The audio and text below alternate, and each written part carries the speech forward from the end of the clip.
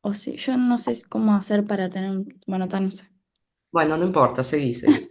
Bueno, allí va a emergir el nervio facial, que como dijo la compañera, van a ser como dos nervios separados, que vamos a tener el motor, que es el más gruesito, que es el que está señalando, y el sensitivo, que es el finito, que el que, bueno, yo muestro, pero no se ve, pero está. Bueno, ese va a ser el sensitivo, que, o también llamado nervio intermedio.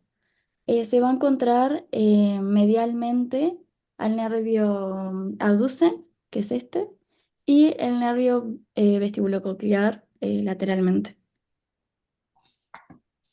Abajo a la izquierda tengo un lápiz. Sí, eso tiene un lápiz que puedes escribir o señalar. ¿En notas? No, Te sale un lapicito verde abajo a la izquierda, que tú lo no, apretas no y me sale. después así, puedes escribir así. Que eso se ve, ¿no? Por las dudas. Sí, Sí. No me raye el trabajo de la compañera, por nuevas favor. pizarras. En la Pero pantalla, no me, ¿por qué en la no? pantalla, en el cuadrante izquierdo inferior, vas a ver un Sí, lapicito verde. no, acá, ya vi. Está. A ver, se ve ahí mi lápiz. No, yo no lo veo. Bueno, Eh, sigamos. Se ve una flechita con una bola azul, pero no sé de quién es de las tres. Ah, es de la compañera que está compartiendo. Bueno, Bueno, sigamos, chicas. por las ahí se dudas, ve. el lápiz para que se vea hay que dibujar. Ahí. Bueno, no sé si comienza de nuevo o así está bien. No. Bueno, se encuentra, este es el nervio facial, esta va a ser la raíz motora, esta va a ser la sensitiva, que se va a encontrar Ahí está perfecto. arriba del, ¿eh? Y ahí está perfecto porque lo vas rayando y lo vamos viendo. Ahí va. Se va a encontrar entonces el surco protuberancial, que es este, que se encuentra superior a la oliva, que es esta, y inferior al pedúnculo cerebeloso, que es este. Bien, este es el nervio vestibulococlear, que se encuentra lateral, y medialmente al nervio abducen, que es este. Bien, ahora sí, ¿no? Sí, Ah. ¿Te animas a pasar pantalla? Ay, me quedó todo eso. no importa. Bueno, también va a tener un origen real que va a surgir en el puente sobre tres núcleos que van a estar en distintos niveles del puente. Ya se me perdió el cosito. Bueno, los núcleos van a ser el motor, el salivar y el fascículo solitario, de lo cual es el salivar y el fascículo solitario va a, como, a generar dos raíces nerviosas sensitivas que se van a unir y es el que vemos en el... Tenemos a volver al anterior. Y es en el que vemos que es este. Esas en el origen real van a ser como dos nervios sensitivos, en el origen aparente se ve como uno. Ahora sí vuelve. Y el motor es el más gruesito. Bueno, su trayecto va a ser desde el surco protuberancial, tiene más a pasar. Para el otro lado. Su trayecto entonces va a ser del surco protuberancial, este es el origen real y este es el aparente. Entonces, las dos raíces, la motora y la sensitiva, se van a unir hacia el conducto interno del oído, que es este, y van a formar el ganglio geniculado, que es este. Allí se van a unir y una de las ramas sensitivas que mencioné en el origen real se va como a dividir para posteriormente inervar y la otra sensitiva con la motora se juntan en un mismo nervio, formando previamente dicho el nervio facial, por el cual van a continuar su trayecto hacia el conducto facial para posteriormente salir del cráneo por el agujero estilomastoideo, que es este. Su nombre se debe a la relación estrecha sobre el músculo estilomastoideo, que es este. Y bueno, ahí posteriormente para ramificarse fuera del cráneo. Bien. Bueno, las ramas en el campo de inervación empiezan a salir del borde anterior de la parótida, dando dos troncos principales, el cual son el tronco temporofacial, que va hacia superior, y el tronco cervicofacial, que va hacia inferior, de los cuales salen las ramas temporal cigomática, ramas bucales superiores e inferiores, la rama marginal de la mandíbula y la rama cervical. Estas están destinadas a inervar los músculos de la expresión de la cara y también el músculo del estribo a nivel del oído.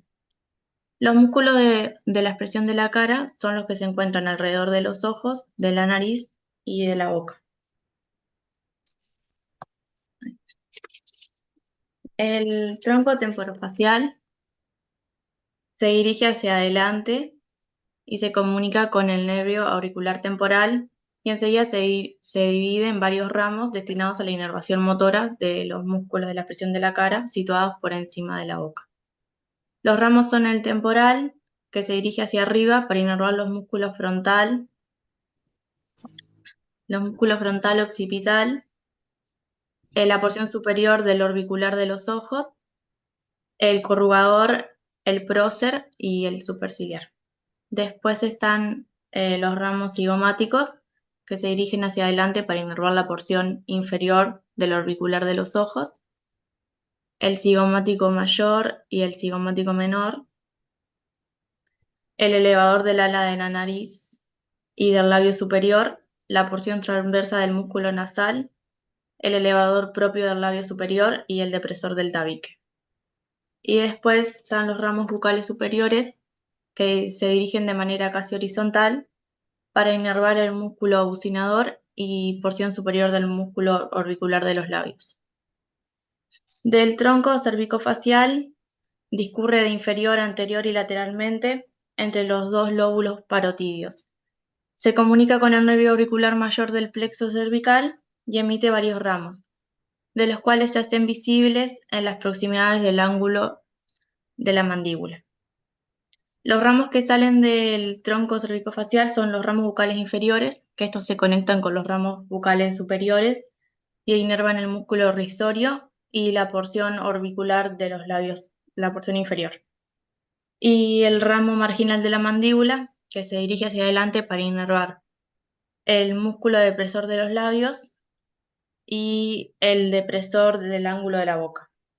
Y por último, la rama cervical, que pasa lateralmente de los vasos faciales, se comunica con el nervio transverso del cuello del plexo cervical y se dirige hacia abajo para inervar el músculo platisma.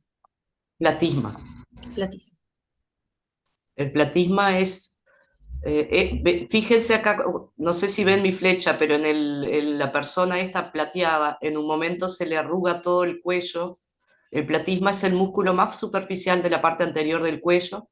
Si ustedes, eh, ay, no sé cómo decirles la expresión, pero cuando levantan un poco el maxilar inferior y se les arruga todo el cuello, como que se levantan tendones hacia alrededor, ese es el músculo platisma. Es un músculo subcutáneo, se inserta en la piel del pecho. Ya lo vamos a ver después del parcial, todo eso. Bien, continúen.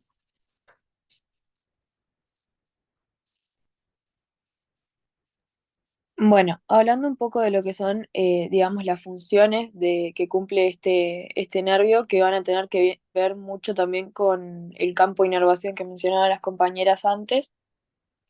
Vamos a tener, como dice ahí, una acción motora que va a ser la responsable de inervar, digamos, todos los músculos que llevan a cabo la mímica, es decir, todos los músculos que van a llevar a cabo que permitan que nosotros generemos los movimientos bueno, de nuestra cara y también del cuello. No sé si pueden pasar la otra. Bueno, también va a tener una función sensitiva sensorial, que esto más que nada se va a limitar a lo que es el conducto auditivo externo y también a la lengua, como muestra ahí las imágenes. Va a tomar, digamos, lo que es a partir de la rama lingual, sensaciones gustativas de lo que son los 2 tercios anteriores de la lengua, como muestra en la imagen. Se muestra el ramo del nervio lingual que va hacia los 2 tercios anteriores de la lengua.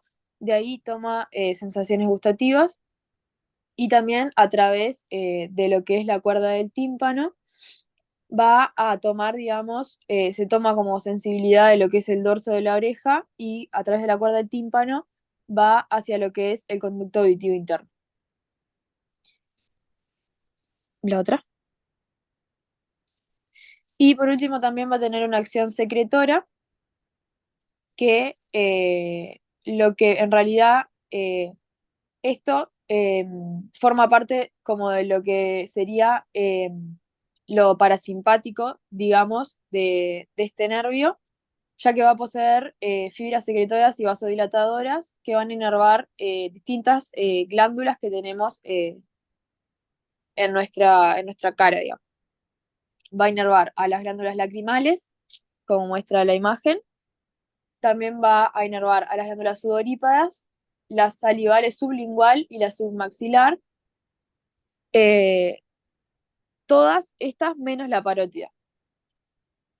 Y también va a inervar, va a dar ramos como para la arteria auditiva y mucosas del paladar y de las fosas nasales. Siguiente. Y bueno, como extra, digamos, quisimos agregar qué pasaría si se daña el nervio facial o algún ramo de ellos. Y lo que va a dar es, digamos, lo que se llama una parálisis del nervio facial, que como se ve ahí, puede ser en tres sectores de la cara. Por lo que pudimos encontrar, lo que decía era que la parálisis periférica es la que da más síntomas, pero es la que como se Revierte, diagnostica como más leve, se y la revierte. parálisis central es la que genera menos síntomas, pero sería la más grave. Vamos a razonar de la siguiente forma. Si es una parálisis a nivel central por algún daño dentro del encéfalo, generalmente no, las secuelas, digamos, no son tan grandes, pero es una parálisis que no se revierte fácilmente. Alguna cosa se puede revertir. Por ejemplo, en una persona que tiene una hemiplegia, cuando la hemiplegia abarca también la parte facial, hay que trabajar, pero las esperanzas, digamos, de recuperar son bajas. El movimiento de la mímica facial, dependiendo también de las raíces que están más comprometidas, puede ser más arriba. Recién vimos que tiene tres raíces, una que inerva la parte superior, otra la media y otra la inferior. Entonces, también puede ser que esté más el ojo caído, o solo la nariz, o solo la boca, o todo. Eso por un lado. Es muy común, chiquilines, ver una parálisis facial periférica. ¿Qué quiere decir? Que es una parálisis viral que afecta el nervio en su parte periférica. Ese tipo de parálisis generalmente dura 8 o 10 días, tiene mucho más, es mucho más expresiva la secuela. Vos mirás a la persona y parece que se le planchó la mitad de la cara, pero eso sí, se trabaja con ejercicios de mímica, se reeduca la mímica y se revierte totalmente el daño. Cuando es central, no. ¿Ah? Eso es lo que pasa. Si sienten un maullido, bueno, es mi gato porque, perdón, siga nomás.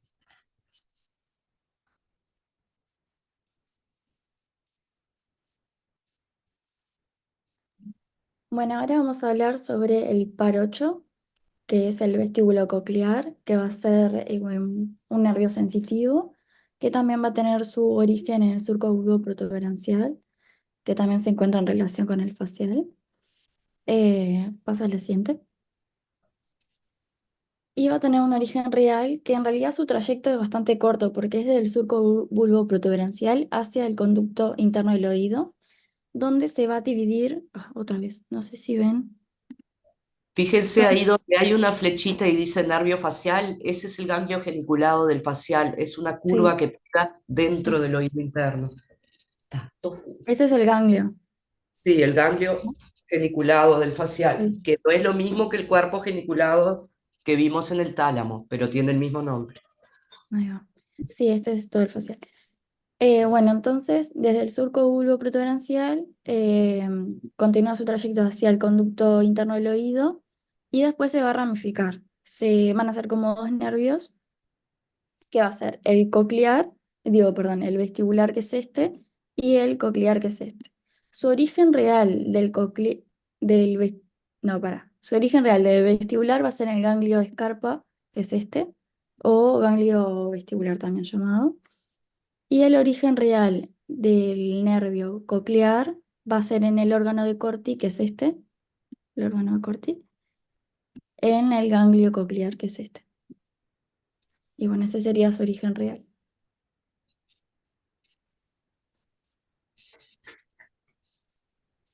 El campo de inervación va a inervar el órgano de Corti, la mácula del otrículo, que es inervada por el nervio otricular, la mácula del sáculo, que es inervada por el nervio sacular, las ampollas de los canales semicirculares, que son inervadas por el nervio ampular, anterior, posterior y lateral.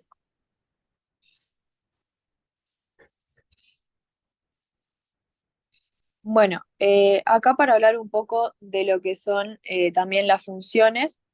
Como ya hemos dicho, este nervio se va a dividir en una parte vestibular y en una coclear. Eh, la parte vestibular va a ser la responsable del sentido del equilibrio estático y cinético, y la parte coclear va a estar formada por diversas estructuras que son responsables de conducir los sonidos del medio externo hacia el medio interno o hasta las áreas corticales de la audición. Bueno, el nervio vestíbulo coclear con sus dos ramas se va a encargar de enviar lo que es la información procedente de la cóclea y del vestíbulo al cerebro, los que van a ser estímulos interpretados en forma de sonido y de equilibrio, que es lo que va a dar lo que son las funciones de este nervio. Bueno, como la parte vestibular muestra las imágenes, se muestra como mareos y va a tener relación con lo que es el equilibrio. En la primera imagen se muestra a una persona que le están haciendo movimientos en lo que es la cabeza. Eso se llama reeducación vestibular y lo van a aprender después. Piensen lo siguiente, que en nuestro oído interno hay unos huesitos y líquido que funcionan como, ¿alguna vez vieron un nivel de las obras o que es un tubito con una burbujita adentro, que según cómo se mueve eso, la burbujita se va para un lado y para el otro? Funciona símil y nos da la percepción, la sensación. Acuérdense que el vestíbulo coclear es sensitivo, nos da la sensación de cómo está nuestra cabeza con relación a la horizontal. Entonces, cuando hay una afección de la vía vestibular, la secuela o el síntoma es el vértigo, que es una sensación de que no tenemos piso, como que nuestro cuerpo está flotando en el espacio. Es una sensación espantosa que se da por vía vestibular, por afección de la vía vestibular. También se puede dar a nivel cervical, que ya lo van a ver cuando den fisiopatología, o por alguna cuestión encefálica. Entonces, cuando es a nivel del oído interno, es un vértigo, o también se puede llamar laberintitis, porque esa zona se llama laberinto, y los síntomas son esos: pérdida total del equilibrio, y la reeducación, esa imagen que vemos a la izquierda, son los ejercicios de reeducación vestibular. Ya lo van a aprender. Sí, perdón, siga. Bueno, y como decía, cuando se generan movimientos bruscos o en la cabeza, el vestíbulo, que es la parte vestibular de lo que es el nervio, va a detectar estos movimientos y va a enviar unas señales al cerebro para indicar, digamos, en qué posición nos encontramos o si, como decía la profe, hemos perdido el equilibrio y se generan como estos mareos o lo que llamamos vértigo. Dentro de la estructura de nuestro oído interno tenemos un líquido que cuando generan estos movimientos bruscos se van a activar unas células que son las ciliares, que van a actuar como, digamos, sensores de estos movimientos. Y estas células lo que van a hacer es enviar una señal al cerebro y este órgano lo que va a hacer es activar los músculos necesarios para corregir esta posición y mantener nuestro equilibrio y que no se generen estos mareos. Nuestro cuerpo siempre va a tender al equilibrio. Entonces, si esas pequeñas cilias que son las receptoras del movimiento de ese líquido, eso se traduce a reacciones de equilibrio en el cuerpo. ¿no? Ustedes saben, si se van a caer para un lado, vuelven, o sea, se recompone el equilibrio del cuerpo. Eso lo vamos a ver en vías, eh, cómo son esas conexiones. Pero es lo que dice la compañera, si pierdo el equilibrio para un lado, el cuerpo se activa a nivel motor para recuperar ese equilibrio. Uno de las herramientas que tiene nuestro cuerpo para informarnos sobre eso es el sistema vestibular. En la próxima vamos a ver lo que es la propiocepción y la exterocepción. Sigan nomás. Bueno, siguiente. Bueno, y acá también como algo extra, digamos, de lo que mencioné anteriormente, que yo había dicho que el sistema vestibular, la parte vestibular, se encarga de lo que es el equilibrio estático y cinético. Como pueden ver en la imagen, el equilibrio estático es el equilibrio que mantenemos, digamos, como sin movernos, sin avanzar o sin generar un movimiento en nuestro cuerpo. Y el cinético es el que sí se genera un movimiento en nuestro cuerpo, por ejemplo, cuando caminamos sobre una cuerda floja o sobre, estamos avanzando en un lugar que debemos mantener el equilibrio. Siguiente. Bien, y acá entra la función de la parte coclear, que es la otra parte de este nervio, que como decía, va a estar formado por distintas estructuras responsables de conducir lo que son las ondas sonoras que llegan al oído externo hacia el oído interno. Bien, cuando, como se muestra en la imagen, ondas sonoras llegan hacia el oído externo, van a incidir sobre las estructuras de la oreja, digamos, haciéndolas vibrar, y estas vibraciones van a entrar hacia el oído interno y en la cóclea se van a transformar en impulsos eléctricos que van a viajar por ciertas estructuras que también tenemos en el oído interno y van a desembocar en lo que es la corteza auditiva del encéfalo, que es la que se muestra con un puntito amarillo en la imagen. No sé si se ve. Sí.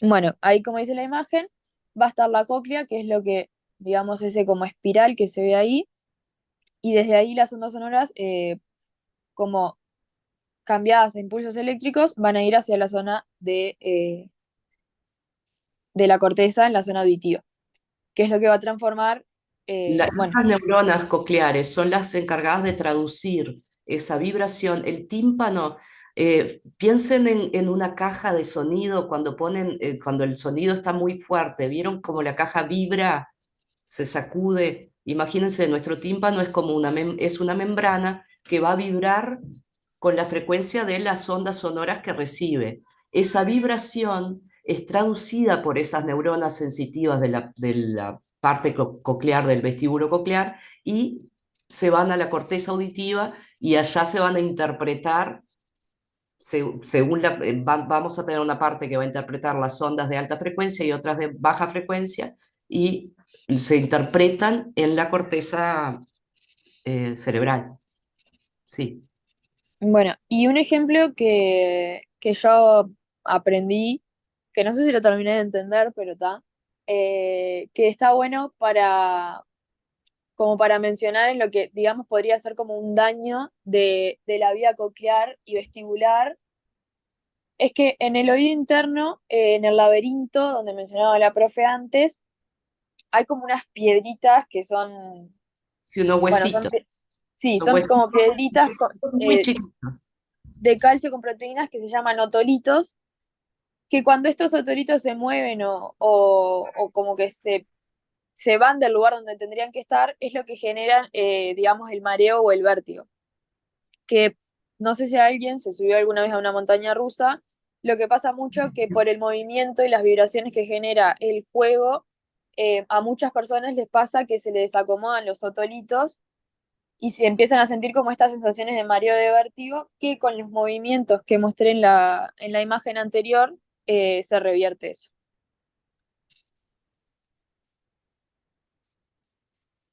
Ese era el ejemplo que Está quería bien, dar. simplificadamente está bien. Después ustedes lo van a ir profundizando, no se preocupen. Sigan nomás.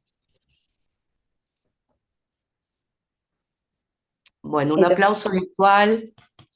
Yo puedo aplaudir porque tengo sonido. Bueno, muchas gracias, chiquilinas. Ahora sí, Bruno, Diego, Francisco y Lucas.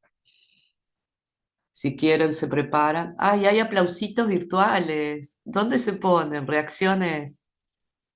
No voy a bobear con esto. Muy bien. Bueno, Miranda puso una corneta y todo. Eh, chicos, cuando quieran, empiecen a compartir, pero muy bien, me encantó la presentación. Lo comparto, profe. Es un video en realidad, no es un video. ¿Es un video de ustedes Sí, dando la clase? sí. Ah, qué bueno, a ver. Ahí se ve la pantalla. ¿Se ve? Bien. Ay, qué divertido. A ver, me muero de Vamos. curiosidad. Bueno, lo pongo y después tipo tengo que pasar a otro. Pero es un toque. ¿Cómo? Que pongo Explica, este y después explica un tengo que poquito lo que pasar. va a pasar. Ahora, este video es del glosofaringeo, del par craneal 9. Sí, Y después voy a poner el del vago, que es el del par craneal 10. bueno, a ver.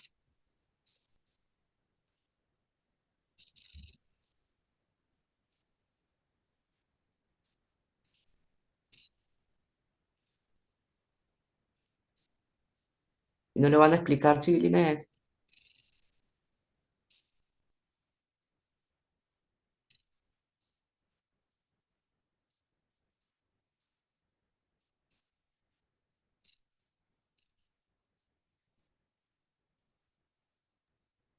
Nosotros vamos hablando en el video, profe. Ah, pero no se escucha nada, ¿eh? Yo no escucho por lo menos. ¿No se escucha?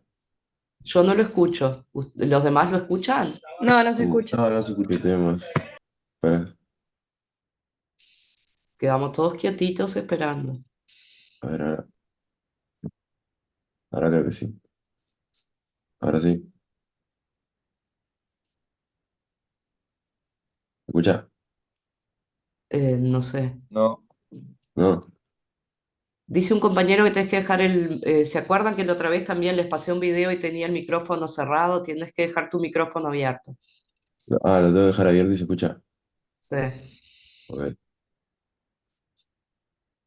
¿Pero lo están escuchando? No. No. La puta madre. ¿Eh? Perdón, perdón. Es que no te contestábamos porque estábamos esperando escuchar algo. Claro. Yo pensé que eran Acá, acá, ustedes acá, acá. Ya haciendo vi. las mímicas. Hay que marcar en compartir sonido. Listo, ya. Ahora sí. Pasemos ahora. Sí, Sí, sí, ahora ahora sí. Ah, sí. impecable. Pasemos ahora a ver otro nervio mixto, conocido como nervio glosofaringio o par craneal 9. Este nervio transmite información sensitiva desde el cuerpo carotidio y el seno carotidio, el tercio posterior de la lengua, las tonsinas palatinas, la orofaringe y la piel del conducto auditivo externo y el tímpano. El nervio glosofaringio también transporta fibras sensitivas especializadas para el gusto desde el tercio posterior de la lengua hacia el cerebro, ya que los dos tercios anteriores de la lengua reciben su inervación sensitiva por el nervio facial. Además, el nervio glosofaringio proporciona inervación parasimpática a la glándula parotidia, que es una de las glándulas salivales mayores. Se dan cuenta como junto con El par craneal también proporciona junto con la parte parasimpática del facial, el glosofaringeo va a completar la cuestión glandular de la boca y de las glándulas lacrimales, salivales y parótidas, y la inervación sensorial de la lengua. Los dos tercios anteriores el facial, el tercio posterior el glosofaringeo. Solo para unificar un poco. Seguí nomás. el noveno par craneal también proporciona la inervación motora al músculo estilofaringeo, que forma parte de la musculatura faringea. En cuanto al trayecto o recorrido del nervio glosofaringio, este emerge de la superficie anterolateral del bulbo raquídeo, que corresponde a la parte inferior del tronco encéfalo. Después, el nervio glosofaringio sale de la cavidad craneal por el foramen yugular y sus fibras terminan en las estructuras que puedes ver en esta imagen.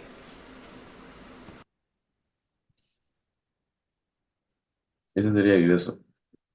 Bárbaro. Ahora viene el vago, que es un video mucho más largo. Esa voz de locutor, ¿eh?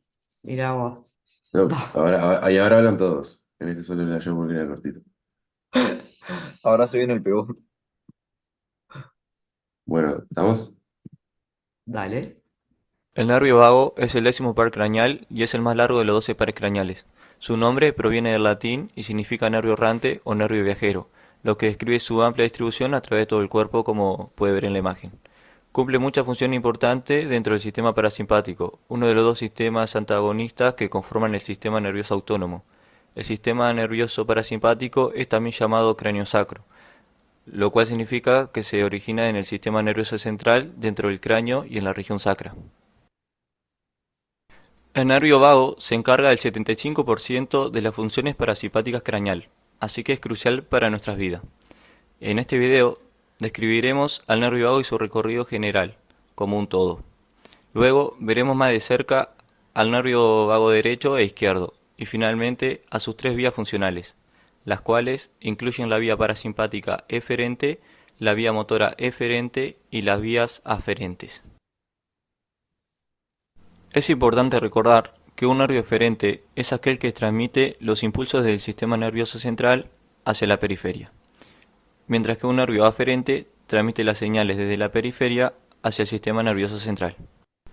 Aquí estamos viendo al cuerpo desde su lado izquierdo, el cual muestra al nervio vago resaltado en verde, las estructuras que inerva junto con sus arterias principales y algunas otras estructuras que nos ayudan a orientarnos. Esta es la imagen que usaremos a lo largo del video. Primero, veremos el recorrido general del nervio vago. En la parte superior de la imagen pueden observar a los pares craneales saliendo del bulbo raquídeo. El nervio vago de ambos lados pasa anteriormente y luego se sumerge para descender por el foramen yugular y salir del cráneo. A través del foramen baja acompañado del nervio glosofaringio, 9º par craneal, y del nervio accesorio, 11º par craneal. Hay 2 ganglios sensitivos en cada nervio vago a nivel del foramen yugular. Estos son el ganglio superior e inferior del nervio vago. Cuando los 3 nervios atraviesan el foramen yugular, continúan por caminos diferentes y el nervio vago desciende por el cuello dentro de la vaina carotidia. El nervio vago de cada lado corre posterolateral a las arterias carótidas y medial a la vena yugular interna. Luego pasa por el frente de cada arteria subclavia. A medida que el nervio vago derecho e izquierdo se acercan al arco aórtico, se ramifican para formar el plexo cardíaco. El plexo pulmonar, que no se ve en la imagen, pero se encuentra más o menos por aquí, el nervio laringio recurrente derecho, el nervio laringio recurrente izquierdo y el plexo esofágico. Los caminos del nervio vago, derecho e izquierdo, son diferentes a medida que se preparan para formar el plexo esofágico.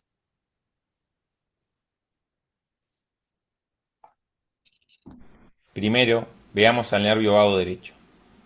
Si cambiamos la perspectiva de nuestra imagen, podemos ver desde anterior hacia la cavidad torácica abierta. Aquí vemos que una vez que pasa sobre la arteria subclavia derecha, el nervio vago derecho se dirige ligeramente hacia medial para encontrarse con el esófago a nivel del ángulo esternal. Aquí, el nervio vago da la vuelta hacia la parte posterior del esófago, donde se convierte en el tronco vagal posterior, y proporciona fibras al plexo esofágico, resaltados aquí, y al ramo gástrico posterior del tronco vagal posterior. El nervio vago derecho proporciona la mayoría de las fibras del plexo celíaco. Esto forma al ganglio celíaco, que se encuentra al frente de la aorta, como puedes ver en la imagen. Y esto emite al plexo pancreático, luego al plexo esplénico, al plexo renal, al plexo suprarrenal, el cual no se logra visualizar, al ramo intestinal del nervio vago y al plexo intermesentérico. Vale la pena recalcar que estos ramos salen del frente de la aorta y viajan junto a la arteria de cada órgano. Ahora continuemos con el nervio vago izquierdo, que ven resaltado, y que desde aquí continúa inferiormente antes de curvarse alrededor del arco aórtico, para colocarse delante del esófago. Al igual que el vago derecho, esto ocurre a nivel del ángulo esternal. Cuando se encuentra en el esófago forma el tronco vagal anterior y contribuye al resto del plexo esofágico. Ahora veamos más de cerca el tronco vagal anterior. Este emite al ramo gástrico anterior del nervio vago, resaltado por aquí. El tronco vagal anterior luego emite al ramo hepático del nervio vago, el cual a su vez proporciona la mayor de las partes de las fibras del plexo hepático. Una estructura mencionada en este punto es el ganglio mesentérico superior, que se muestra aquí. Aunque esté cerca del camino del nervio vago, en realidad no contiene fibras del nervio vago. De hecho, proporciona la inervación simpática del intestino delgado, en lugar de la inervación parasimpática. Acuérdense que lo Ya que simpático es... analizamos el recorrido anatómico del No, solo que recuerden que el sistema nervioso simpático parte de la zona toracolumbar, así como el parasimpático es cráneo sacral. Ya lo vimos. Seguí nomás. Ya que analizamos el recorrido anatómico del nervio vago, es hora de ver su recorrido funcional.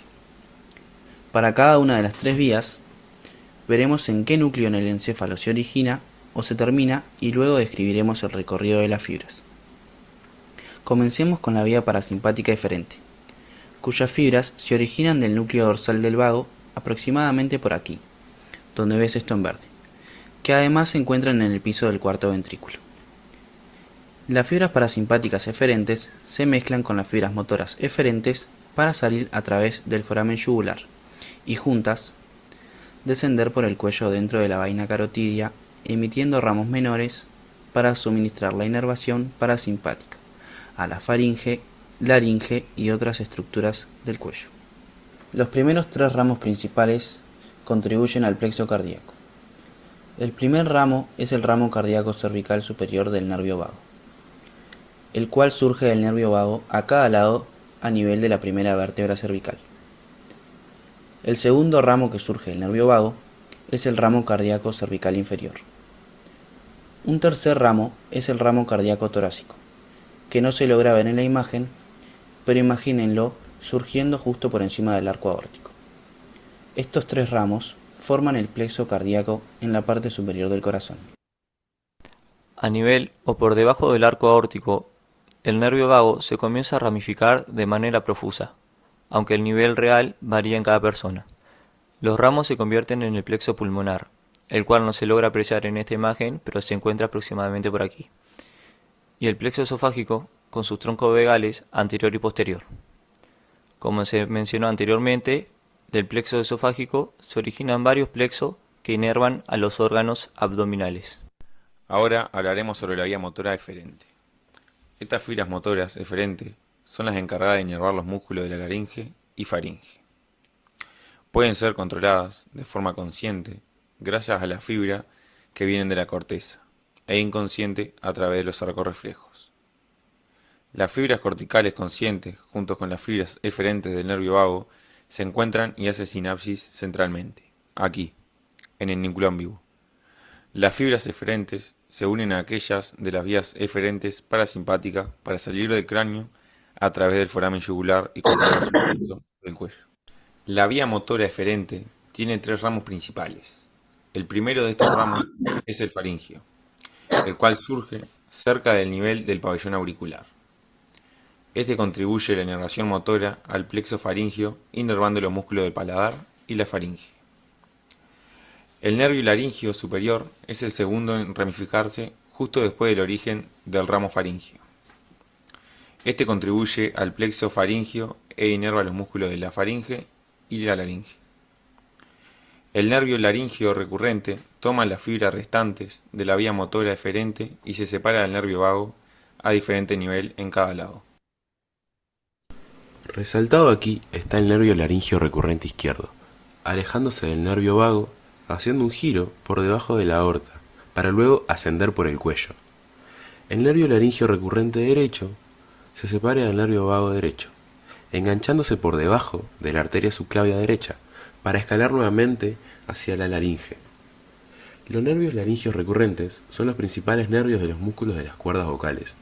Y para completar, el reflejo de la tos es un reflejo muy conocido que se logra por medio de la vía motora eferente. Hay dos componentes en la vía autónoma aferente. Los ramos generales proporcionan la sensibilidad visceral del corazón, cavidad torácica, abdomen y cuerpo aórtico, mientras que los ramos especiales transmiten la sensibilidad de la epiglotis y el sentido del gusto de la parte de atrás de la boca. Estos ramos también son responsables de estimular el reflejo de la tos.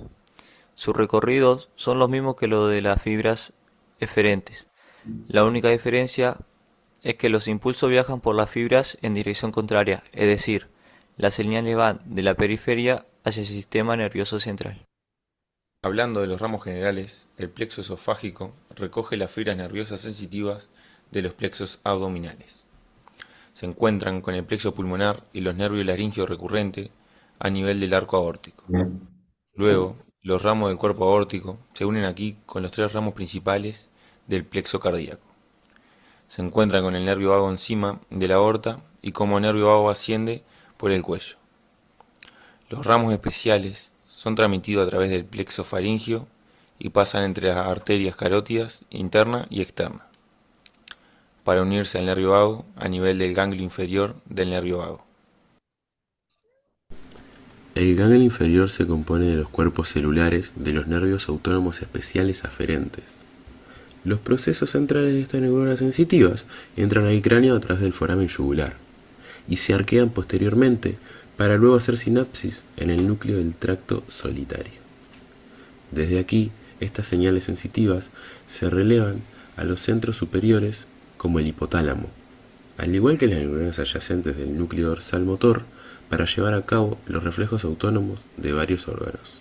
La última vía para mencionar es la vía somática aferente. Este es el componente de sensibilidad consciente del nervio vago. Transmite la información sensitiva del oído externo, incluyendo la oreja, el conducto auditivo externo y la membrana timpánica. El ramo auricular del nervio vago recoge los nervios cutáneos de estas áreas y atraviesa la fisura timpanomastoidea. Desde ahí, viaja medialmente e ingresa al cráneo a través del foramen yugular, y sus cuerpos neuronales forman el ganglio superior del nervio vago. Las prolongaciones centrales de estas neuronas sensitivas continúan y hacen sinapsis dentro del núcleo espinal del trigémino.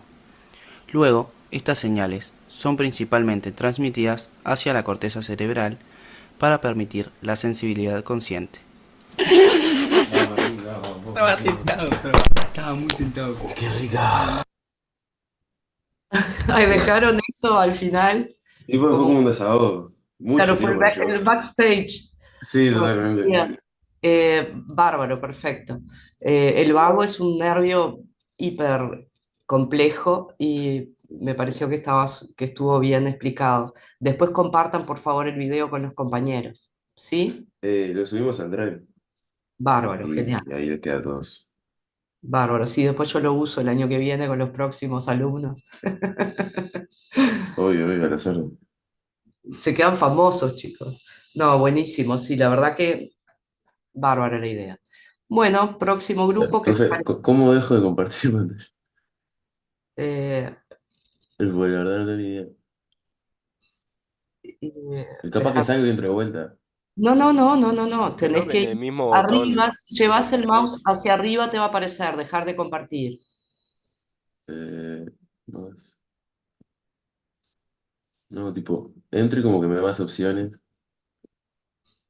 Sin entrar, solo llevas el mouse a la... Acá, ya hay un botoncito. Está listo. Gracias. Bueno, aplausos virtuales. Próximo grupo. ¿Me dicen los nombres, por favor? Valentino Berta y Santiago Linares.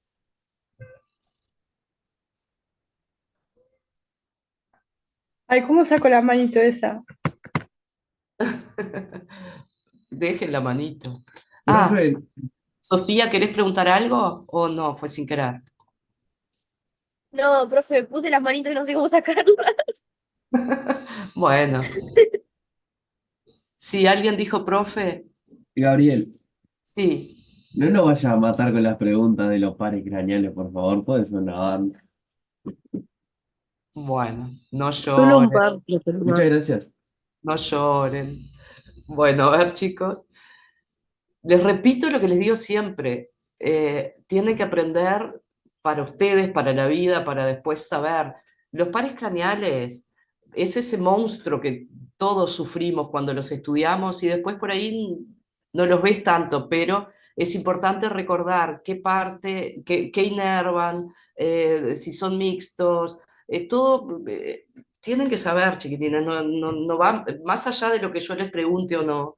Obvio que no los voy a matar con pares craneales porque tenemos un montón de cosas importantes. Tenemos todo sistema nervioso, tenemos todo esqueleto axial, pero lo tienen que saber. Seguro que esa información va a quedar guardada en su cerebro en algún lado y cuando la necesiten la van a tener. Bueno, Valentino y Santiago, cuando quieran, Bueno, comparto a ver si se ve. porque tengo muchas ganas de ponerles el video aquel largo que les dije para que vean, porque en el cadáver es importante ver. Claro. Porque yo les digo, miren y no sé quién mira y quién no. Entonces, si les pongo de última, estoy con la conciencia más tranquila que les di, por lo menos. Bueno, arranquen nomás. Pregunta, ¿se ve la flechita? ¿El puntito Se ve, azul? se Bueno, bien. ve. Nosotros vamos a hablar de los pares craneales 11 y 12, que son el nervio accesorio o nervio espinal y el nervio hipogloso. Yo voy a arrancar hablando del espinal. Y bueno, hay que resaltar que el espinal es un nervio únicamente motor, que inerva tanto a la laringe o faringe, depende de la bibliografía que se utilice, así como al esternocleidomastoideo y el trapecio. Permite la fonación, la ventilación y también permite el movimiento de cabeza y hombros.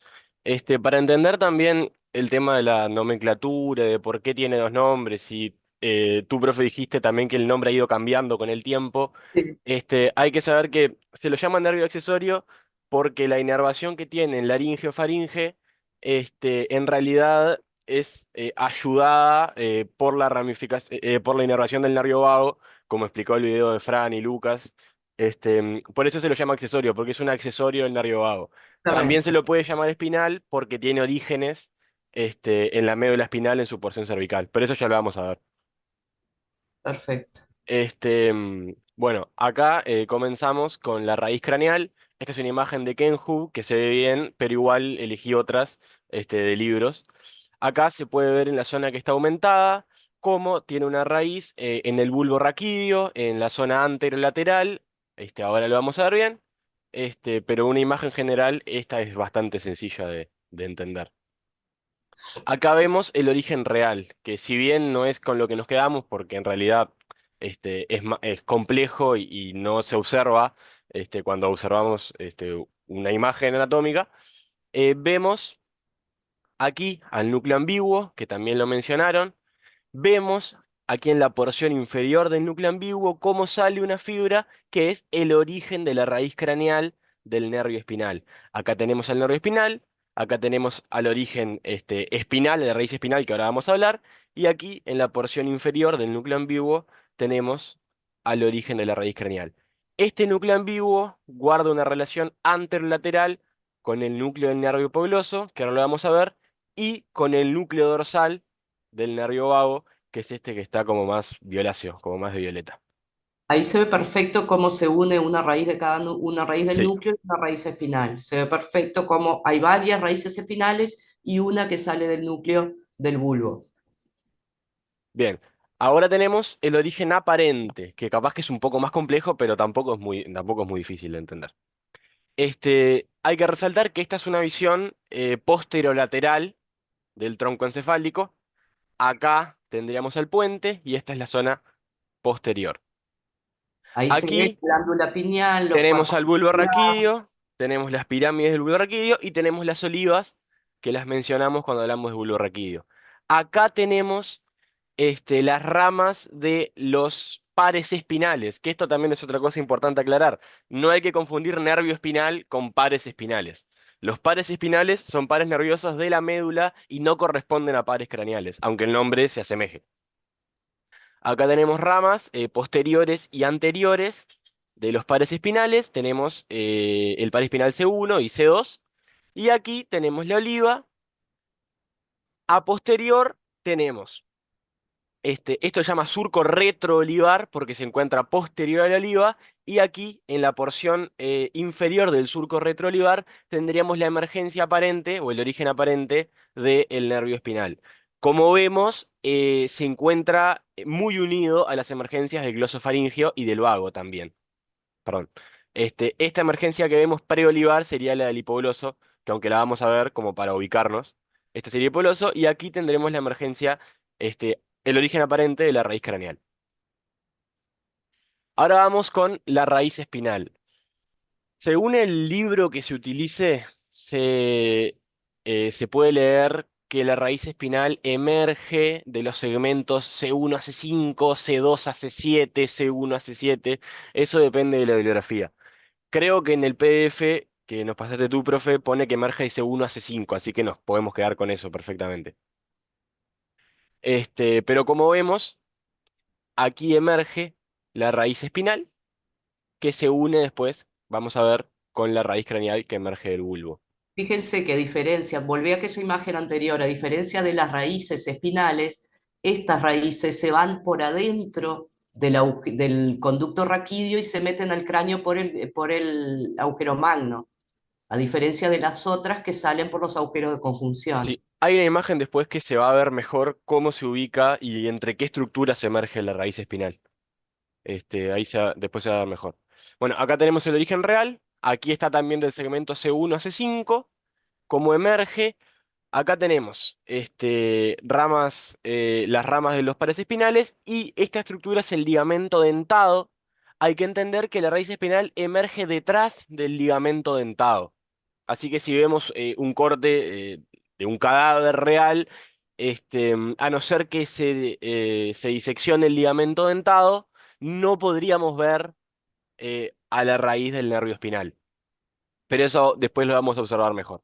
Acuérdense que cuando dimos médula, vimos que el ligamento dentado, que es una prolongación de la pía madre que va hasta la dura madre, atravesando el espacio subaracnoideo, se encuentra entre las raíces espinales anteriores y posteriores.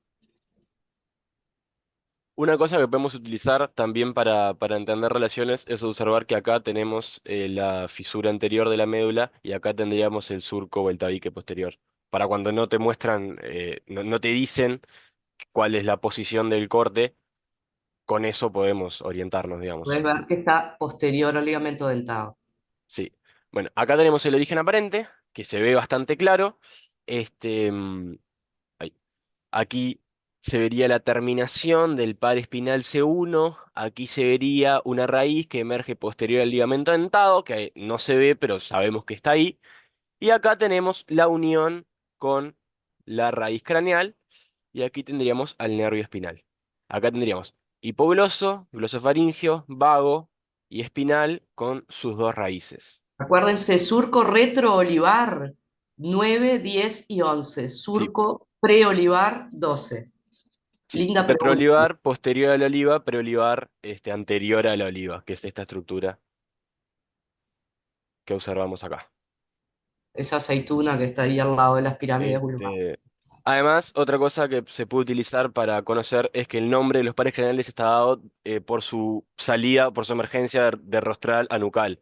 O sea que sabemos que si el hipogloso, que es el último, es el que está más nucal de todos. Así que después sabemos que 9, 10, 11 son los que se encuentran posteriores a este último, Muy buena. digamos.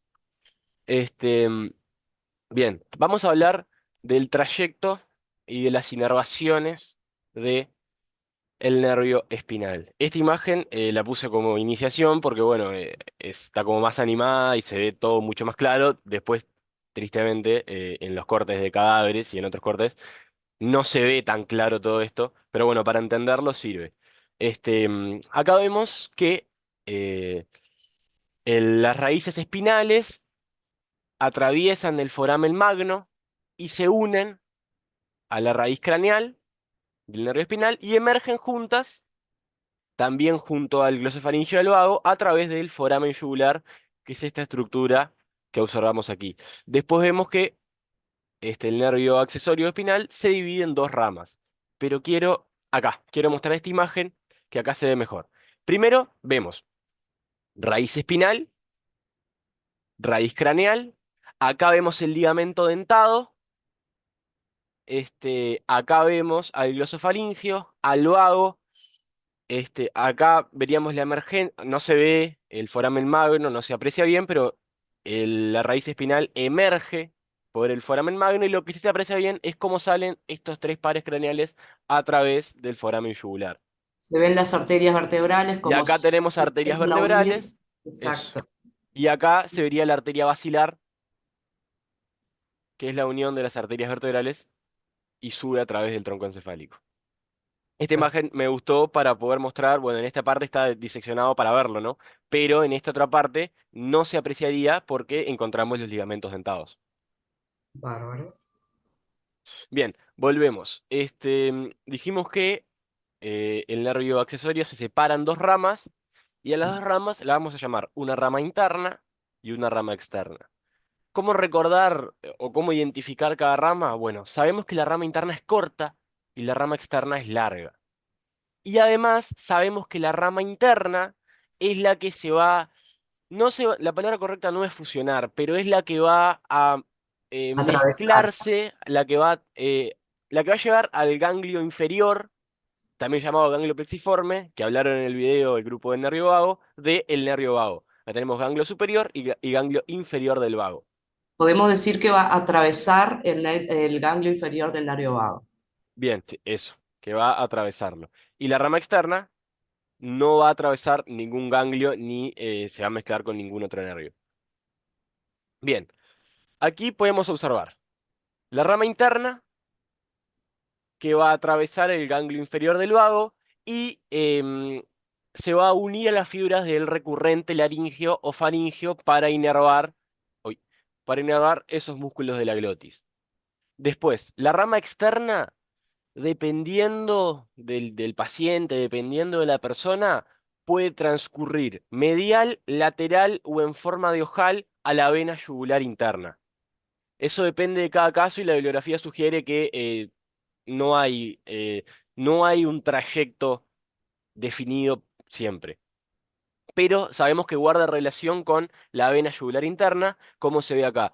Este músculo, que se llama músculo digástrico, que se puede identificar porque parecen como dos músculos unidos, aquí en la porción miotendinosa, tapa al trayecto del nervio accesorio y su relación con la vena yugular interna. Pero se puede ver acá, se puede ver un poco igual. Vamos a continuar. Acá, esta otra imagen nos sirve para entender que cuando el nervio accesorio transcurre a través del cuello, se encuentra en su porción más superficial. Vemos que esta zona grisácea se llama aponeurosis prevertebral y el nervio accesorio transcurre entre esta aponeurosis prevertebral y la piel. Por lo tanto, Y por el ejemplo, trapecio. perdón, Y el trapecio. y el trapecio. La piel está después. La piel La está piel. después, perdón, claro, trapecio y después la piel. Ya vamos a ver cuando demos las vainas cervicales, chiquitines, que hay sectores del cuello. Si viéramos desde arriba un corte transversal de cuello, vamos a ver que las fascias del cuello como que empaquetan algunos sectores. Entonces, hoy cuando hablaron de nervio vago, hablaron de la vaina carotidia, es un paquete, digamos, y la paravertebral, que es lo que dijo él recién, es otra. Eso que se ve más blanco por debajo del nervio espinal es la vaina paravertebral que empaqueta, digamos, los músculos paravertebrales. ¿Tá? Después lo vamos a ver bien cuando demos cuello. Entender que el nervio transcurre por una zona en donde en donde es más superficial, perdón, nos sirve para comprender, por ejemplo, en accidentes donde hay síndrome o hay latigazo cervical, pueden producirse daños en este nervio que se van a ver reflejados después en los movimientos cefalógiros. Por ejemplo, flexión de cuello, encogimiento de hombros. Este, Ahí podemos ver daños porque es más fácil dañar al nervio durante esta parte de su trayecto. Bien, por último, me gustaría hablar de las subramas de la rama externa del nervio accesorio. Aquí vemos cómo transcurre, la identificamos porque es la más larga y es la que no atraviesa ningún ganglio. Y aquí vemos dos subramas. Por un lado, tenemos una subrama que va a inervar al esternocleidomastoideo junto a ramas de los pares espinales C2 y C3. Aquí vemos cómo las ramas de los pares espinales se unen a la rama externa del nervio accesorio e inervan el esternocleidomastoideo. Y tenemos otra rama, que es la que va a inervar al trapecio, que va a ser la rama externa la rama externa del nervio accesorio junto a ramas de los pares espinales C3 y C4. Aquí vemos otra rama del par espinal C3, aquí vemos una rama del par espinal C4, y vemos cómo la rama del par espinal C4 se une a la rama externa del accesorio, la rama del C3 inerva inferiormente, y llegan al trapecio. La bibliografía sugiere que hay una tercera subrama, que es la rama comunicante con el nervio vago, pero como explicamos, me pareció más claro entender que, bueno, atraviesa al ganglio del vago y de ahí transcurre junto a él, y para no confundir no la mencioné ahora. Pero bueno, así que acá tenemos el origen de las raíces de este nervio, su inervación y las funciones que cumple. Ahora vamos con el hipogloso. Bueno, yo voy a hablar del hipogloso, pasalo Santi. Y es importante destacar que este nervio, igual al accesorio, es un nervio exclusivamente motor. Y lo que hace es inervar a los músculos intrínsecos y a los músculos extrínsecos de la lengua. Nada, anterior. Ahí va. Los músculos intrínsecos tenemos al longitudinal superior y al inferior de la lengua, tenemos al transverso y al vertical. Estos son los intrínsecos y se encargan de los movimientos finos y la forma de la lengua, mientras que después tenemos a los extrínsecos, que serían esto del estiloglotso. Interesante. El estilogloso, el iogloso, el geniogloso, y también encontramos el palatogloso acá, pero es importante destacar de que este músculo no está inervado por el hipogloso, sino que, si no me equivoco, es por el vago. Ahora sí pasar. También hay otro que no se veía en la diapositiva anterior, pero es este músculo que es el genioideo. El nombre es de la apófisis geni, que vendría a ser de la mandíbula, estas espinas inferiores, hacia el músculo, hacia el hueso ioideo, que no lo vimos, pero bueno, es este que está acá. Lo vamos a ver ahora. Después del parcial vamos a ver todo cuello, chiquitín. Los extrínsecos se encargan de movimientos más grandes y generales de la lengua, y esto es, por ejemplo, para tomar un helado, que sería la protrusión de la lengua, la retracción y la depresión. Pásalo.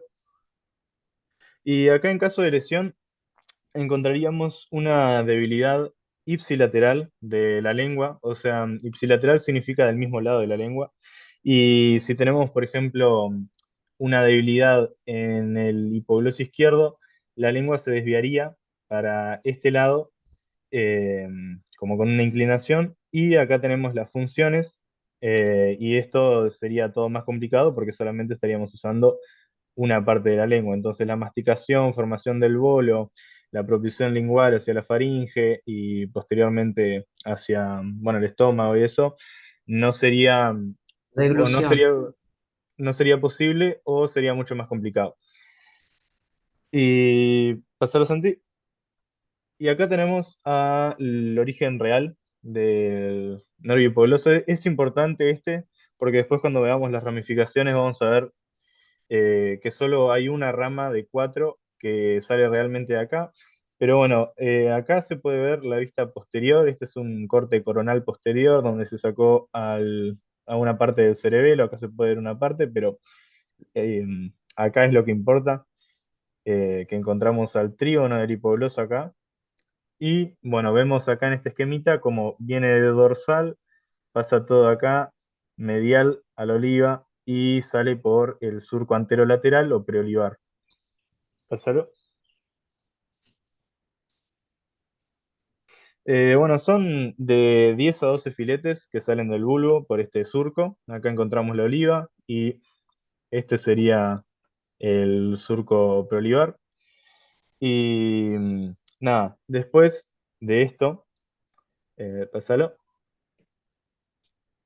sale hacia como el foramen magno, digamos, acá lo podemos ver, saldría, este sería el surco preolivar y tiene una desviación anterolateral y también un poco inferior para llegar al canal del hipogloso. Acá puse un MRI del, del hipogloso saliendo del surco preolivar y entrando por acá al canal del hipogloso. Esto sería la arteria carotidia para más o menos orientarnos. Pásalo. Y una vez que sale del canal del hipogloso, se une al plexo cervical, y esto es importante para las ramas, ahora van a ver por qué, y entra al espacio retroestiloideo. Este es el espacio faríngeo, pero bueno, no encontré una imagen mejor del espacio retroestiloideo, pero el espacio retroestiloideo estaría por acá. Y pasa todo lateral. Atrás de la apófisis estiloides del temporal, ¿se acuerdan? Ahí va. Y pasa todo lateral a la arteria carotidia interna y externa y corre hacia el músculo, hacia el músculo hiogloso. Y este lo inerva. Pásalo. Acá se podría ver mejor cómo inerva al hiogloso. Después se ramifica para los músculos intrínsecos y extrínsecos. Acá también sería otro extrínseco. Y lo que hablaba de las ramificaciones es que tenemos 4 ramas.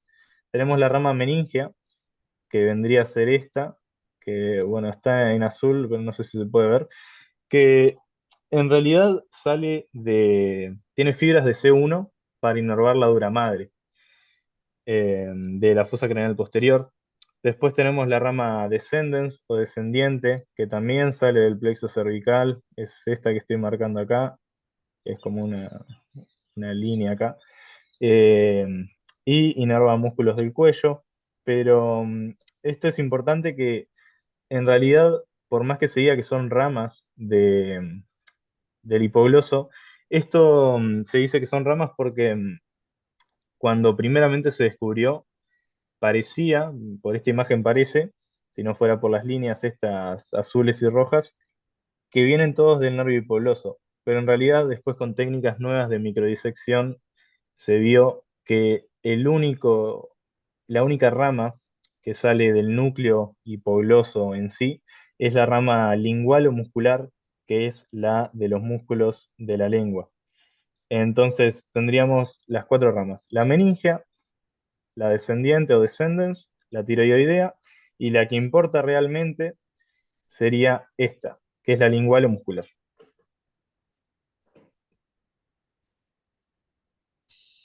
Bueno, ahí terminó. Bueno, aplausos virtuales. Después cuando veamos el cuello, vamos a ver que desde el hueso hioides hacia arriba, hacia la mandíbula y hacia el piso de la lengua, vamos a tener a los músculos supraioideos, y desde el hioides hacia el cuello, hacia la clavícula y el manubrio del esternón, los infraioideos. El hueso hioides es un hueso que está flotando en la base en el techo del cuello, digamos, o en la base de la lengua, y es un hueso que nos va a servir de punto fijo para poder hacer todos los movimientos de deglución, de fonación, todo lo que tiene que ver con el piso de la lengua y la parte anterior del cuello. Bien, chiquilines, muy bien. Si les parece, ¿qué hora es? ¡Ay, ya son 10:30! Pucha, casi media. Bueno, les quiero compartir el video del cadáver, porque para cómo hago... Profe, Sí, una pregunta. ¿El hueso hioides va para el parcial este? no, si no lo vimos. El hueso hioides va a ir en el segundo. Ahora termina este parcial y empezamos cuello, empezamos a rellenar todo lo que, o a darle la forma a todo lo que vimos, ¿no? Vamos a dar todo: cuello, musculatura y vísceras; tórax, musculatura y vísceras; abdomen, musculatura y vísceras; pelvis, musculatura y vísceras. Y ahí vamos a cerrar la idea general de lo que es toda la parte axial del cuerpo. Y el año que viene vamos a ver miembros. ¿Tá? Dale, profe, gracias. Bueno, voy a intentar compartir esto, a ver. En 3 fosas, llamadas fosas. Calma. Acuérdense, tengan paciencia, que les dije que esto estaba apareciendo en las ardillitas hablando porque lo puse acelerado para que no fuera tan demorado. A ver, ¿dónde está el video? ¿Es esto? Estoy compartiendo, ¿ustedes están viendo mi pantalla?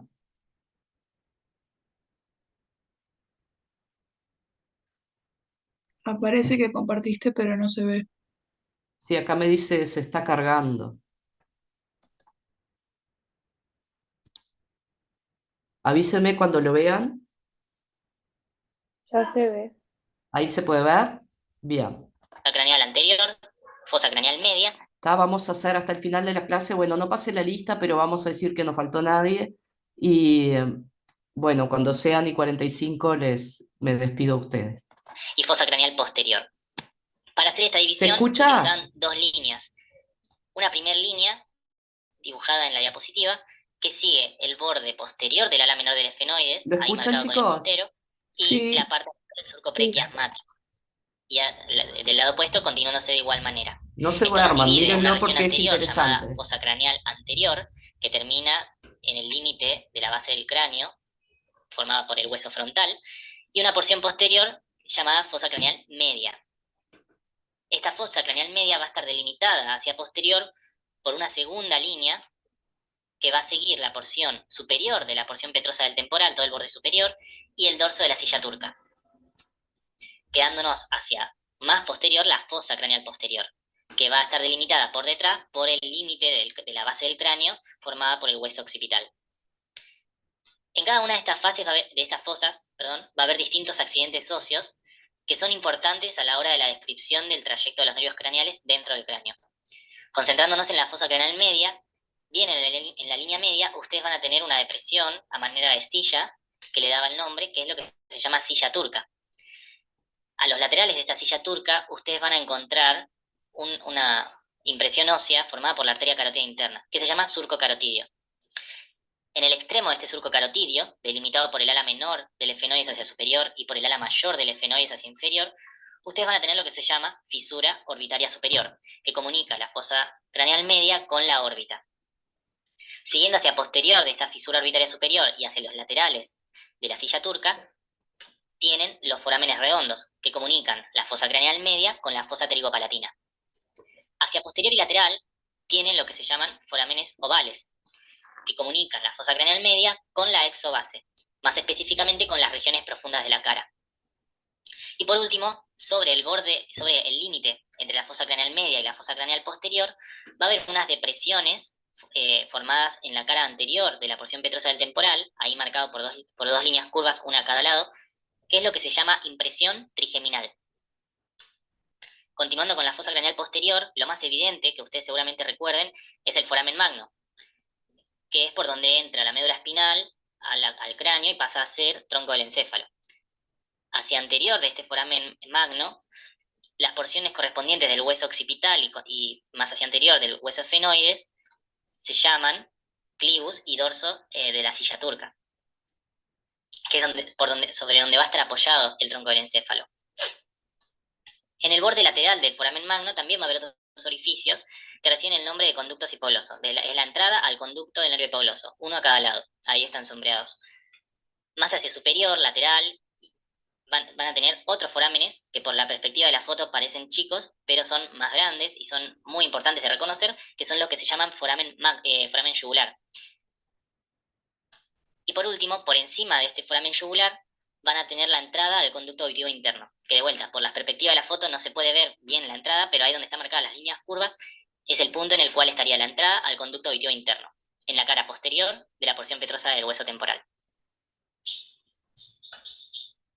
En esta foto se pueden ver los orígenes aparentes de los nervios craneales, es decir, el punto del sistema nervioso central en el cual estos nervios emergen. En cuanto al tronco del encéfalo podemos ver el bulbo raquídeo o médula oblongada hacia inferior, el puente o protuberancia hacia superior, y muy hacia superior los pedúnculos cerebrales, que son una porción del mesencéfalo, junto con la fosa interpeduncular. Y hacia los laterales, los hemisferios cerebelosos. Cuando hablamos de los nervios craneales, tomando en cuenta sus orígenes aparentes, una forma de describirlos es agruparlos en un grupo inferior, un grupo medio y un grupo superior. A manera explicativa, en esta clase vamos a utilizar el concepto de nervios craneales inferiores o bajos para aquellos que surgen del bulbo raquídeo, incluyendo al nervio glosofaringio, al nervio vago y al nervio accesorio, saliendo del surco retroolivar. Acá tenemos la oliva, por detrás saliendo estos nervios, y los ramos que forman al hipogloso saliendo por delante de la oliva. Un grupo de nervios craneales medios saliendo de la unión bulbopontina.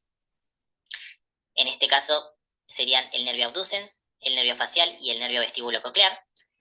Y un grupo de nervios craneales superiores, saliendo de la porción rostral del puente, en el caso del trigémino, y del mesencéfalo, en el caso del oculomotor y el nervio troclear, que no se lo ve en esta foto. Acá en esta foto es la misma vista, donde tenemos de vuelta un grupo inferior, compuesto por el nervio glosofaringio, vago, accesorio e hipogloso, un grupo medio, compuesto por el nervio abducens, facial y vestibulococlear, y un grupo superior, formado por el nervio trigémino, el nervio oculomotor, acá se ve mejor saliendo de la fosa interpeduncular, y el nervio troclear, que no se veía en la foto anterior, viniendo desde posterior y rodeando los pedúnculos cerebrales.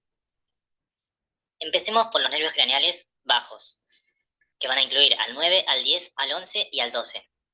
Desde lo que es la descripción de su trayecto intracraneal, estos nervios craneales bajos se van a mantener en la fosa craneal posterior, antes de salir eventualmente del cráneo. Todos estos nervios craneales entonces nacen del bulbo raquídeo o médula oblongada en dos sectores, o por delante de la oliva recuerden es esta pelotita lateral y posterior a las pirámides, entonces por delante de la oliva en el surco preolivar, o por detrás de la oliva en el surco retroolivar. En el último caso, en el surco retroolivar, los que nacen son el nervio glosofaringio, que recuerden va a estar en relación con el flóculo del cerebelo. Después el nervio vago, que se va a confundir con las raíces del nervio accesorio. Y también recuerden que el nervio accesorio recibe una raíz de la médula espinal, que es esto que se ve acá. Y es lo que más fácil va a hacer que ustedes puedan identificar en un preparado o en un frasco o una foto, según en qué momento estén rindiendo, el nervio accesorio.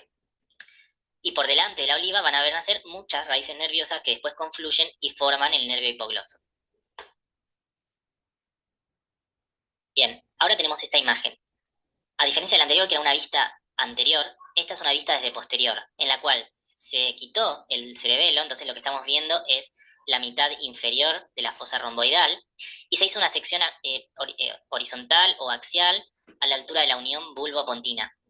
Y por delante del bulbo vemos las arterias vertebrales uniéndose y formando la arteria basilar, y el resto de la endobase craneal tapizada por la dura madre. Si ustedes prestan atención, ven que hay muchos filetes nerviosos que salen desde el bulbo raquídeo y van hacia este sector, en la base de lo que es la porción petrosa del temporal. Bueno, este es el foramen yugular que habíamos visto en las primeras imágenes donde se veía el esqueleto. Y es hacia ahí donde se dirigen el nervio glosofaringio, el vago y el accesorio. Fíjense que tenemos un filete nervioso finito, superior, el glosofaringio, un tronco más importante que es el nervio vago, y las raíces vulvares y espinales del nervio accesorio. Entonces, estos nervios nacen del surco retroolivar y toman una dirección lateral, un poco hacia anterior y un poco hacia superior, para dirigirse al foramen yugular. Para esquematizar, acuérdense, chiquilines, que los 4 nervios inferiores, los 3 que salen del surco retroolivar, que son el 9, el 10 y el 11, se van por el agujero yugular. Y el hipogloso, que es el que sale en el surco preolivar, tiene su propio agujero, que es el conducto del hipogloso, que está lateral y superior al agujero magno, arriba de los cóndilos. A este foramen, fíjense que se dividen en dos partes. Fíjense que ahí hay como un pliegue de dura madre, que lo que hace es dividir este foramen yugular en dos sectores. Uno más anterior y medial, por donde pasa el nervio glosofaringio, y uno más posterior y lateral, por donde pasan el nervio vago y el nervio accesorio. Además, estos nervios, cuando van hacia el foramen yugular, se relacionan con una arteria, que es lo que se ve en el lado izquierdo de la foto, que es esta arteria. Fíjense, naciendo de la arteria vertebral y con este trayecto. Va a ir hacia el cerebelo y es la arteria cerebelosa posterior inferior. Además, dentro de este grupo de nervios craneales bajos, teníamos al nervio hipogloso, que como el resto de los nervios craneales bajos se va a quedar en la fosa craneal posterior durante su trayecto intracraneal. ¿Y hacia dónde va? Bueno, hacia el conducto del nervio hipogloso, lo dice el nombre. Y esto quedaba en los laterales del foramen magno, en los bordes laterales del foramen magno. Si se fijan, se ve mejor del lado izquierdo del preparado. Fíjense que se ve estos filetes nerviosos que van con un trayecto bastante horizontal y muy hacia lateral a los bordes laterales del foramen magno a la entrada del conducto del hipogloso. Y ahora en la misma foto retiramos el tronco del encéfalo, pero dejamos los nervios craneales, vemos algo similar a esto. Fíjense, acá localizamos el foramen yugular y acá localizamos el conducto del hipogloso. Y hacia ambos están llegando nervios. En el caso del foramen yugular vamos a tener de superior a inferior y de anteromedial a posterolateral el nervio glosofaringeo, el nervio vago y el nervio accesorio. Recuerden, el nervio accesorio con dos raíces, una raíz que viene del bulbo raquídeo y otra raíz que viene de la médula espinal, desde inferior. Y después, en los laterales del foramen magno, el conducto del nervio hipogloso, ¿sí? Donde se ve acá y se ve también del lado derecho bien, entrando ese nervio. Si le hacemos zoom al foramen yugular, en este caso el izquierdo, vemos algo similar a esto, en el cual se pueden identificar tres grandes sectores. ¿Qué es lo que ocurre a la altura del foramen yugular? Un sector más anteromedial, donde por donde va a pasar una estructura con sangre venosa, que es el seno petroso inferior, que viene desde el seno cavernoso. Un sector medio más posterolateral, nervioso, por donde penetran todos estos nervios craneales 9, 10 y 11 para salir del cráneo. Y un sector más posterolateral y otra vez venoso, formado por la desembocadura del seno sigmoideo en el golfo de la vena yugular. En cuanto al sector nervioso, recuerden de vuelta que anteromedial a posterolateral vamos a tener el glosofaringeo, el nervio vago y el nervio accesorio. Y que el glosofaringeo va a estar separado del vago y el accesorio por un tabique dural, que forma la dura madre que cubre el foramen yugular. Ahora vamos con los nervios craneales medios, que incluyen al 6 me pasas una bolsita? Los nervios van a tener la particularidad de Apaguen el micrófono, chiquilines. que van a dirigirse hacia el límite entre la fosa craneal media y la fosa craneal posterior, es decir, hacia la porción petrosa del hueso temporal. En el caso del 6 y el 7, ahora vamos a ver hacia el conducto auditivo interno, y en el caso del sexto par craneal va a tener la particularidad de que una vez que pasa por este límite con la fosa craneal media, sigue de lleno en la región llamada del seno cavernoso. Esta es de las primeras fotos que están en la presentación, donde tenemos por encima del surco preolivar, en el surco bulbopontino, el nervio abducens, que va a tener un trayecto muy siguiendo un eje sagital hacia anterior, de posterior a anterior, y un poco hacia los laterales, y mucho más en el extremo lateral de este surco bulbopontino, el nervio facial y el nervio vestíbulo coclear, en relación con el foramen de Luschka o foramen lateral del cuarto ventrículo y el flóculo del cerebelo. Viendo esta imagen, que recuerden que era una vista posterior de la fosa craneal posterior, en la cual se habían quitado el cerebelo y el tronco del encéfalo, fíjense que estos nervios se van a dirigir específicamente al límite entre la fosa craneal media y la fosa craneal posterior. Y en el caso del nervio abducens va a seguir hacia la región del seno cavernoso en la fosa craneal media. Para los nervios craneales 7 y 8, el facial y el vestíbulo coclear, los mismos van a ir hacia lateral y hacia anterior. Y van a ir a una región que está superior al foramen, fíjense, el foramen yugular que habíamos visto antes, superior a este foramen, que es la entrada al conducto auditivo interno. Se ve mejor también a la izquierda, fíjense ahí la entrada al conducto auditivo interno. Por otro lado, el abducen, ya les dije, va a seguir bastante un eje sagital que va a estar un poco desviado hacia los laterales para llegar a la escotadura que se forma entre el dorso de la silla turca hacia medial, que estaría más o menos ahí, y la parte más anterior de la porción petrosa del temporal, para entrar de esta manera a la región del seno cavernoso, donde continúa su trayecto. Siguiendo con la descripción del facial y del vestíbulo coclear, vamos a usar esta imagen, que es una vista de la porción petrosa del temporal desde posterior y desde medial. La porción petrosa del temporal fue labrada y se le hizo distintas resecciones óseas para ver los distintos conductos que se forman en este hueso. Por ejemplo, el conducto carotidio más hacia anterior o el conducto aditivo interno hacia posterior y lateral. A su vez, hacia superior vamos a tener el borde superior de la porción petrosa del temporal, donde se ven estructuras venosas, como por ejemplo el seno petroso superior. Concentrándonos en los nervios 7 y 8, fíjense que ambos entran al conducto aditivo interno. Y ahí lo que ocurre es que a nivel macroscópico se puede ver que el nervio vestíbulo coclear se divide en dos. El nervio coclear, que va a ir hacia un plano más anterior en este trayecto, y el nervio vestibular, que también se divide en una rama vestibular superior y otra vestibular inferior, en un plano más posterior de este conducto. Por otro lado, el facial, con su rama intermedia, se va a mantener en el cuarto anterior y superior de este conducto. Entonces, Chiquilines, ¿están ubicados en este corte? Esto es anterior, esto es posterior. Ahí se van los nervios 7 y 8 hacia el conducto auditivo interno, que esto sería lateral, y acá, lo que sería abajo en la foto, es fosa, acá se ve inclusive el dorso de la silla turca. ¿Se ubican? si nosotros hiciéramos un corte a nivel de este conducto, veríamos algo como esto de acá, en lo cual se pueden ver cuatro cuadrantes, uno antero superior, otro antero inferior y dos posteriores, por donde van a ir todas estas ramas. En el cuadrante antero superior va a ir el nervio facial con su rama intermedia. En el cuadrante antero inferior va a estar la rama coclear, simbolizada por una estrella en el esquema. Y en la mitad posterior van a viajar las ramas vestibulares, superior en el cuadrante superoposterior e inferior en el cuadrante posterior-inferior. Cuando llegan al fondo del conducto auditivo interno, que es lo que vemos en esta imagen, fíjense que esto es una vista lateral de la fosa craneal media. Hacia acá hacia más posterior, tenemos la porción petrosa del temporal, y hacia más posterior la fosa craneal posterior, donde vemos al cerebelo y al tronco del encéfalo. Este hueso, este temporal, se le quitó parte de sus paredes para poder ver el conducto auditivo interno desde superior y desde lateral.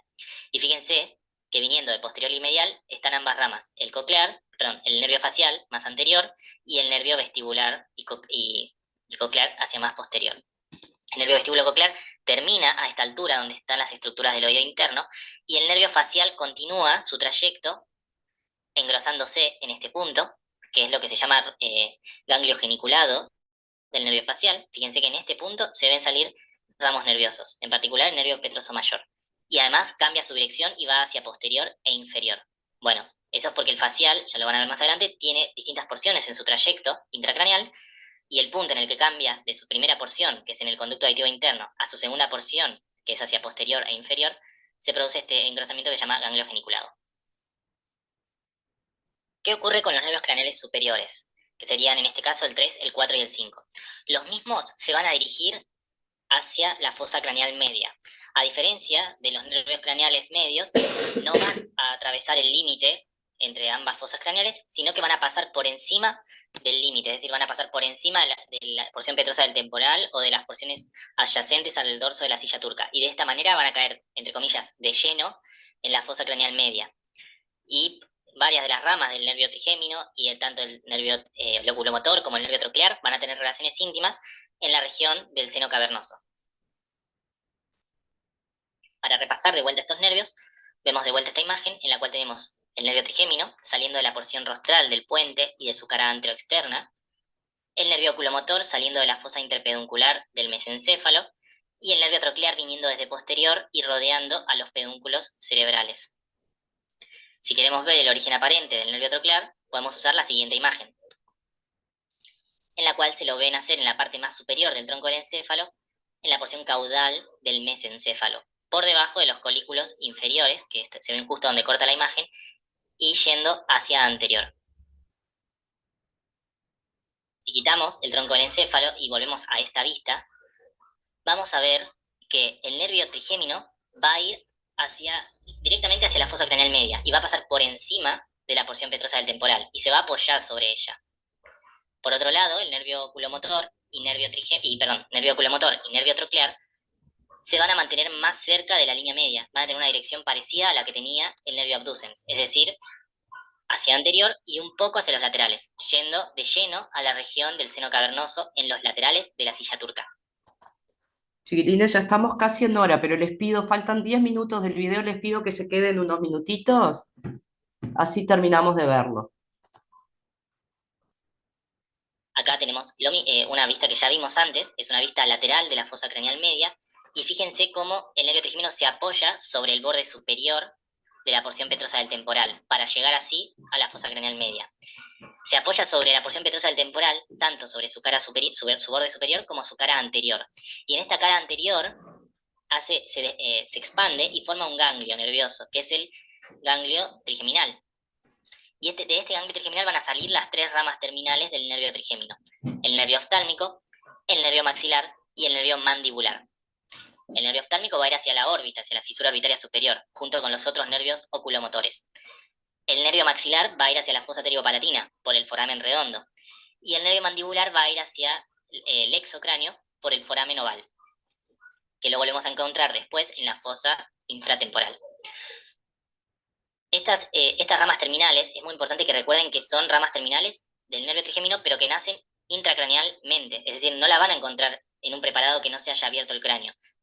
Ya por fuera del cráneo lo que ustedes ven es el trayecto de los ramos terminales del nervio trigémino, y no al nervio trigémino constituido.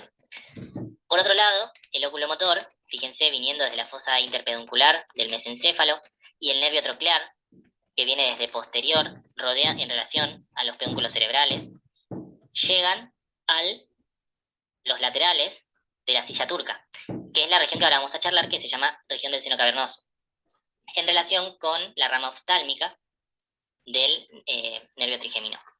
Y, muy importante, la carótida interna, muy hacia medial, en relación estrecha con la silla turca. Esta es una imagen que vimos con los nervios craneales medios, pero quiero que vean lo siguiente. Sobre el borde superior del hueso temporal se ve la dura madre. Y esta dura madre, cuando llega al punto en el que el nervio trigémino se apoya sobre el hueso temporal, se divide en dos, por así decir, se desdobla. Una parte va a seguir unida al hueso, va a seguir adherida al hueso. Y otra parte pasa por encima del nervio trigémino y le hace, volviéndose a unir con la parte que quedó unida al hueso, forma como una entrada a una cavidad. Esa cavidad, que va a estar formada por este desdoblamiento de dura madre hacia anterior y lateral y hacia posterior y medial por la impresión trigeminal en la cara anterior de la porción petrosa del temporal, va a ser lo que se llama cavum trigeminal. Este cavum trigeminal va a albergar al ganglio trigeminal, que lo vimos en la imagen anterior. Y así llegamos a esto, que es el seno cavernoso. Esto es una vista superior de la fosa craneal media, donde se puede ver en la línea media la hipófisis apoyada sobre la silla turca, y hacia los laterales el seno cavernoso. En el lateral izquierdo el seno cavernoso no se disecó, no se pueden reconocer estructuras vasculonerviosas dentro del mismo, y en el lado derecho sí ya se disecó toda la dura madre y permite ver las relaciones de estas estructuras neurovasculares. Entonces, empecemos con seno cavernoso. Para lo mismo es importante recordar el concepto de meninges. Si hiciéramos un corte coronal del cráneo, de la cabeza, veríamos algo así, que de superficial a profundo tenemos la piel, el tejido celular, las distintas aponeurosis y fascias, el cráneo, la calota craneal, y inmediatamente por profundo a la misma, la dura madre, que es la meninge más superficial, más profundo la aracnoides, y mucho más profundo la pía madre, siguiendo el contorno del sistema nervioso central. En el caso del cráneo, si recordarán, la dura madre tenía un comportamiento un poco distinto al conducto vertebral, es decir, había puntos en los cuales se dividía y una de sus hojas continuaba adherida a la estructura ósea circundante, en este caso el cráneo, y la otra rama de división se mantenía más profunda en relación al aracnoides, y entre ambas se formaban estructuras vasculares por las cuales circulaba sangre venosa, que es lo que se llama seno dural.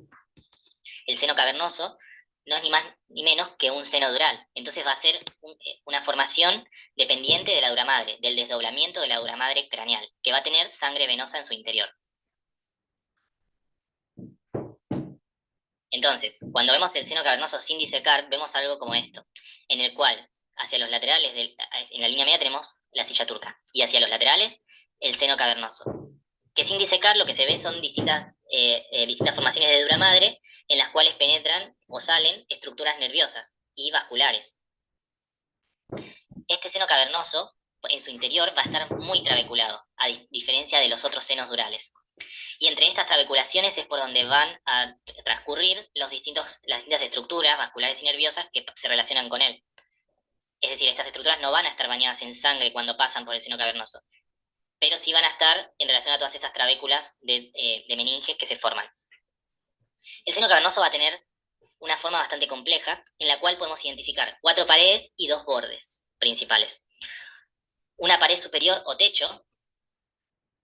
Esta pared superior la podemos ver en el lado izquierdo del preparado, es decir, en este caso sería el seno cavernoso izquierdo. Recuerden, es una estructura bilateral, es decir, está a los lados de la silla turca, tanto derecha como izquierda. En este caso, el seno cavernoso izquierdo, su techo. Y va a estar formado por esta dura madre que se pliega y se extiende entre 3 puntos importantes, que son la apófisis clinoides posterior, en el extremo posterior de la silla turca, la apófisis clinoides anterior, en el extremo anterior, en el extremo posterior del ala menor del efenoides, y en el extremo anterior de la porción petrosa del temporal. Entre estos 3 puntos se va a extender distintos ligamentos de dura madre que van a tender el techo del seno cavernoso. Algo a notar es que por el techo del seno cavernoso es por donde va a penetrar el nervio oculomotor para relacionarse con las estructuras del seno cavernoso. Fíjense en el seno cavernoso derecho como el nervio oculomotor entra de lleno al seno cavernoso por el techo. Después vamos a tener una pared posterior. Esta pared posterior se va a extender desde el borde lateral del dorso de la silla turca hacia el borde medial del extremo anterior de la porción petrosa del temporal, en esta escotadura que yo les mencioné, que era por donde pasaba el nervio abducens. Fíjense, comparen con el seno cavernoso derecho, y fíjense cómo el nervio abducens penetra por la parte más inferior de la pared posterior del seno cavernoso.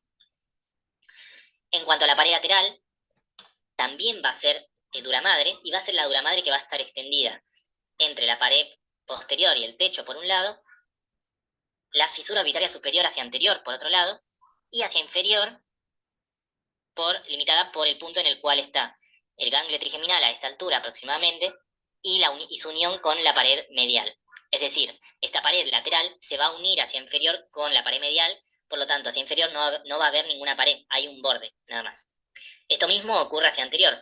Hacia anterior no hay pared anterior, sino que hay un borde, que es producto de la unión de la pared lateral y la pared medial en la fisura orbitaria superior.